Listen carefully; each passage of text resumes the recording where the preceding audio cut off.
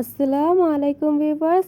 আজকে আপনাদেরকে এমন একটা তেল বানানো শেখাবো যেটা বানিয়ে আপনি মাথায় লাগালে আপনার চুল পড়া বন্ধ হয়ে যাবে এবং চুল বৃদ্ধি পাবে এবং চুলের গোড়া মজবুত হবে। তো প্রথমে নারকেল তেল নিয়ে নিছি, নারকেল তেলের উপর দিয়ে দিছি বেশ কিছু পরিমাণ কালো জিরা, মেথি, আমলকি টুকরো করে দিছি, নিম পাতা কুচি দিছি, তারপর একটা পেঁয়াজকে টুকরো করে নিছি, সাথে দিয়ে দিয়েছি সামান্য পরিমাণ অ্যালোভেরা। এগুলো দিয়ে চুলার মধ্যে বসিয়ে দিব, বসিয়ে অনবরত নাড়তে থাকবো যতক্ষণ না যতগুলো মশলা দিচ্ছি সবগুলো একদম ভাজা ভাজা টাইপের হয়ে যায়।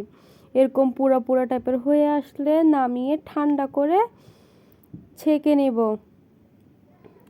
ছেঁকে নিয়ে বোতলে ঢুকিয়ে সপ্তাহে 2 দিন ব্যবহার করুন, দেখবেন খুব শীঘ্রই ভালো পরিবর্তন আসবে।